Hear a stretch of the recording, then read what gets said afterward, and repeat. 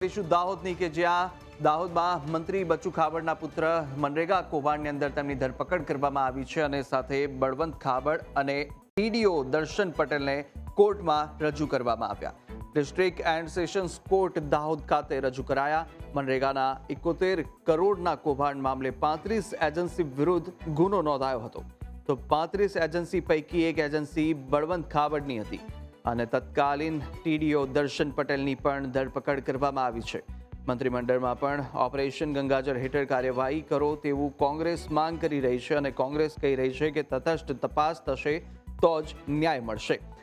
તો શ્રી રાજ ટ્રેડર્સ અને શ્રી રાજ કન્સ્ટ્રક્શન નામની બે એજન્સીઓ મંત્રી બચુભાઈ ખાબડના પુત્રો બળવંત ખાબડ અને કિરણ ખાબડના નામે આવેલી છે। 2021થી લઈને 2024 સુધીમાં દાનપુર અને દેવગઢ બારિયા તાલુકા પંચાયતમાં 71 કરોડના કામો થયા છે, જે તમામ કામોની તપાસ કરી કસૂરવારો સામે કાયદાકીય કાર્યવાહી માટે પોલીસ ફરિયાદ દાખલ કરવામાં આવી હતી।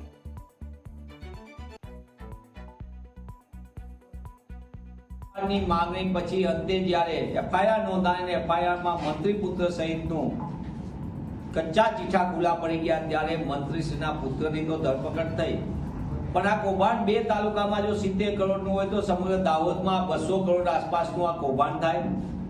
અંબાજીથી ઉમરગામ 7 થી 8 જિલ્લામાં આદિવાસી વિસ્તારમાં આ કૌભાંડનો આંકડો તમે વિચાર કરો। એ દાહોદમાં જેમ કૌભાંડ બે તાલુકામાં એમ પંચમહાલમાં પણ મનરેગાનું મોટું કૌભાંડ, છોટાઉદેપુર સહિત વડોદરા જિલ્લા સહિત ડાંગ, નવસારી, વલસાડ જિલ્લો તમામ જગ્યાએ મંત્રીશ્રીનું રાજીનામું તાત્કાલિક લઈ લેવામાં આવે તો જ તટસ્થ તપાસ થાય। અને જો સમગ્ર કૌભાંડની તટસ્થ તપાસ કરવામાં આવે દાહોદ સહિત અન્ય જિલ્લામાં પણ તો અનેક મંત્રી પુત્ર અને અનેક સંત્રી પુત્ર અને ભાજપના ખેસ પહેરેલા અનેક આગેવાનો આ કૌભાંડોમાં ગળાડૂબ છે તેના પુરાવા હાથ લાગશે। ભારતીય જનતા પાર્ટીના 30 વર્ષના શાસનમાં ભ્રષ્ટાચાર એ શિષ્ટાચાર બની ગયો છે અને જ્યારે ભાજપ સરકારમાં જે વહીવટકર્તાઓ છે, જેના હાથમાં સત્તા છે, જેણે ભ્રષ્ટાચાર રોકવાના શપથ લીધા છે, પારદર્શક વહીવટ કરવાની જવાબદારી છે, જ્યારે એ જ લોકો અને એમના મળતિયાઓ સીધા ભ્રષ્ટાચારમાં પકડાય ત્યારે એનો સ્પષ્ટ મતલબ છે કે આજે ગુજરાતમાં વાડ જ ચીબડા ગળે કોટવાલ જ ચોર છે એવી સ્થિતિનું નિર્માણ છે।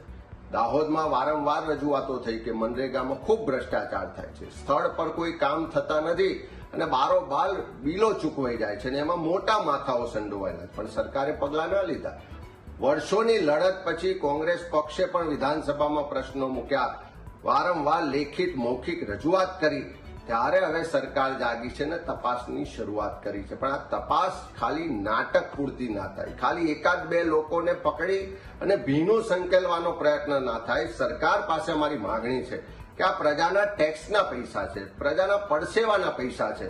આ મનરેગા યોજના ગરીબ સામાન્ય માણસને 100 દિવસ રોજગાર મળે એટલા માટે આ કાયદો લાવવામાં આવ્યો છે। એવા કાયદા હેઠળની યોજનાઓમાં ભ્રષ્ટાચાર થાય એ ક્યારેય ચલાવી ના લેવાય।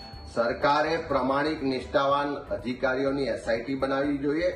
દાહોદમાં જો તટસ્થ રીતે તપાસ થશે તો હજુ પણ મોટા માથાઓ આમાં પકડાશે અને 100 કરોડ નહીં 200 કરોડ કરતા વધારેનો ભ્રષ્ટાચાર બહાર આવવાનો છે। ત્યારે સરકાર પાસે માંગણી કરીએ છીએ કે ઓપરેશન ગંગાજળની વાત મુખ્યમંત્રી શ્રી કરે, પણ શરૂઆત પોતાના મંત્રીમંડળથી તો કરો। આજે એમના જ પરિવારના સભ્યો આ ભ્રષ્ટાચારમાં સંડોવાયેલાનું બહાર આવ્યું છે, તો તટસ્થ તપાસ કેવી રીતે થશે? તટસ્થ તપાસ કરાવવા માટે પ્રમાણિક અધિકારીઓને મોકલવા પડશે અને સરકારે પણ પોતાની પ્રમાણિકતા આમાં દર્શાવવી પડશે અને ઓપરેશન ગંગાજળની શરૂઆત પોતાના મંત્રીમંડળથી સરકાર કરે એવું આજે ગુજરાતના લોકો ઈચ્છે।